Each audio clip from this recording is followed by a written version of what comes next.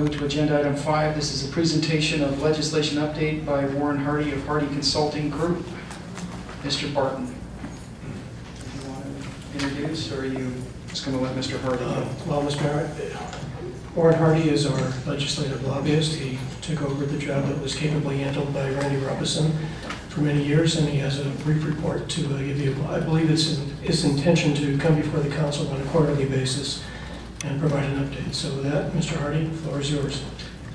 Thank you, Your Honor, Mr. Barton. Warren Hardy, Principal of the Hardy Consulting Group. I committed when we agreed to the contract that I would come out at least quarterly and appear before the council to give an update and answer questions in addition to the monthly written reports which we are providing. It's only been a month since my contract was approved, but because of the legislative session, I wanted to try to squeeze in 2 reports since I won't likely be able to attend in person during the legislative session. So that's the reason I'm here this month. Just to update you on a few of the items, I know you've got a packed agenda today, so I'm going to be just quick, but I wanted to update you on what I'm doing and answer any questions you might have. We've been involved a little bit with Chief Tanner and the more cops issue. You might be aware that the Metropolitan Police Department has proposed to go back to the legislature with the second quarter cent that the public authorized in that ballot initiative. We've been involved in discussions with mostly Metro, Sheriff Gillespie and others, but also the other jurisdictions regarding what that legislative request will look like. We want to make sure, I think Mesquite's needs are a little bit unique and different than what some of the other jurisdictions are looking for. And so we're working closely in that issue. In fact, in many ways, leading that discussion to ensure that Mesquite's unique needs are taken care of in whatever legislation goes there. I appreciate the efforts of Chief Tanner. He's working very hard on that issue and is going to be attending those meetings with me. The second issue that I'm working on is, of course, the Virgin Valley Habitat Study. There's a lot of moving parts to that right now, but I would report that I have had very productive conversations with Clark County, with the staff of Clark County, as well as Commissioner Collins, with representatives of the Southern Nevada Water Authority, and with representatives of the Department of Fish and Wildlife. And at this point, I can report that there is a commitment to work with the City of Mesquite to do that plan in a way that doesn't extend really beyond what our impact is, to take a look at how we might do that. So I'm very pleased with the progress of that. The other issue that we're working on, and Randy Robinson did a fantastic job and left us in very good hands on the C-Tax, the consolidated tax discussion that's going on. And I really appreciate the finance director for the great work she's done on that. We have reached a tentative agreement with most of the parties, most of the cities, on what that formula will look like. Mesquite is treated very well by that formula. There's still some concern from the City of North Las Vegas that they would like some base year adjustments. There doesn't appear to be much of an appetite for the full group to consider that.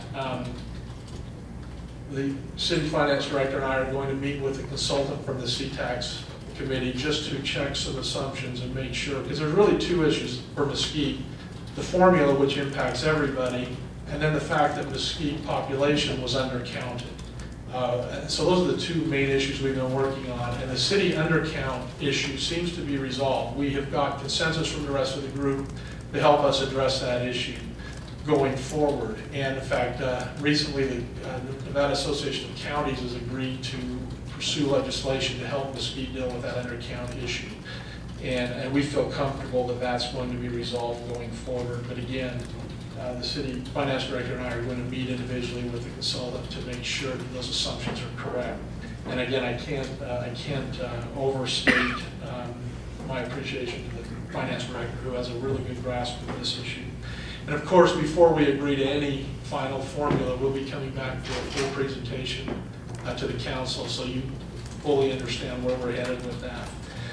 I've also gotten myself involved with the League of Cities and the NACO legislative committees, getting involved with the other legislative lobbyists for the other cities to make sure that our agenda is understood by that group, and I've been very involved in that. Also was notified that the NDOT annual list of road relinquishments came out, and on the list this year is Riverside Road. I've worked with staff to identify our concerns, what we would like to see if they are going to relinquish that road to the city of Mesquite's care. And we have forwarded those, I don't want to call them demands, but forwarded those requirements before we're willing to take that road on. That's still in progress, but that information has been provided to them. Two final issues. The bill draft request lists are starting to come out each week, or released as legislators put their bill drafts in. I met with staff earlier today about a process for making sure the city has had a chance to review each of those.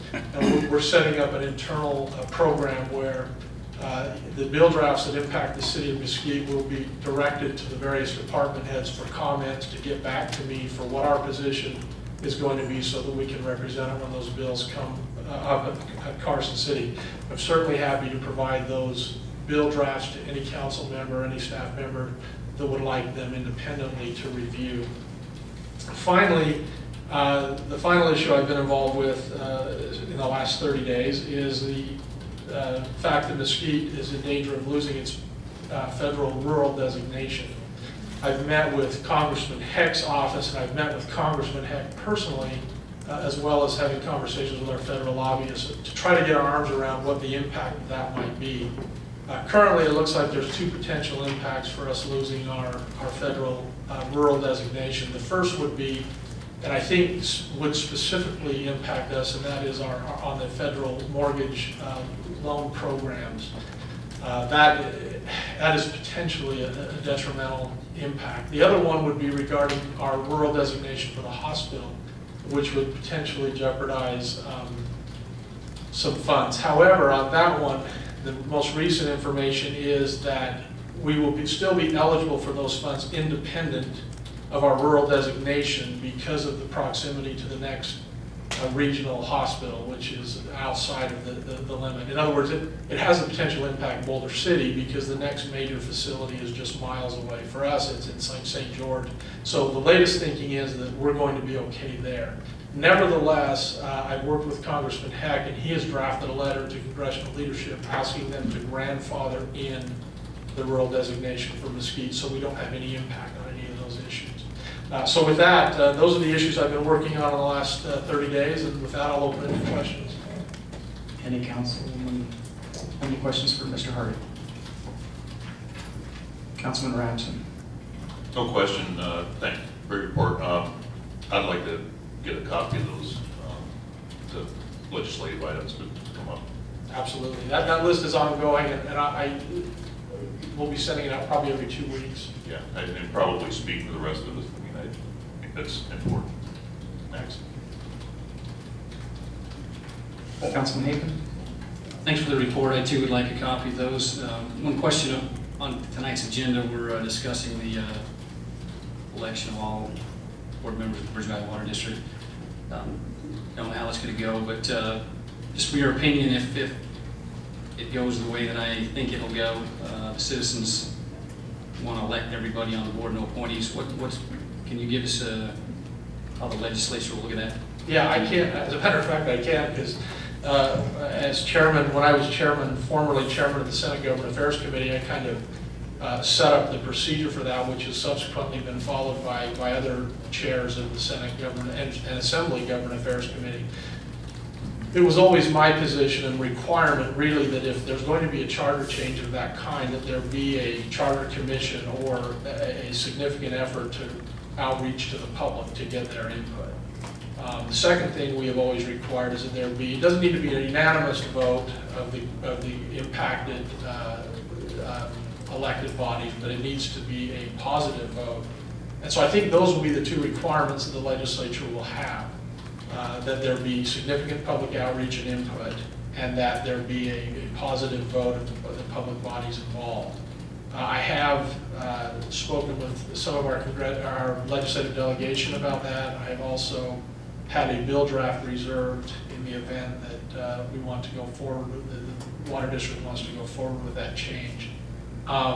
There has been discussion at the legislative level about wanting those boards and so forth to be elected. But again, I think the mentality of the legislature will be to do what the local entity wants to do. So the key is going to be, I think, from a legislative perspective, is they're going to want to see some sense of agreement. The one thing you do not want to have happen, and I've seen this happen, and it damages the reputation of the government agency involved, is for the majority of a council or majority of a board to go forward with a recommendation, and then a minority of the board to go to Carson City independently and oppose that.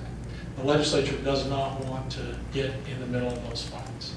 And so that, I obviously have no dog in that fight except to carry the water district in the city, but that would be my recommendation, certainly, that we go through the process to the extent that there's consensus before we take it to the legislature.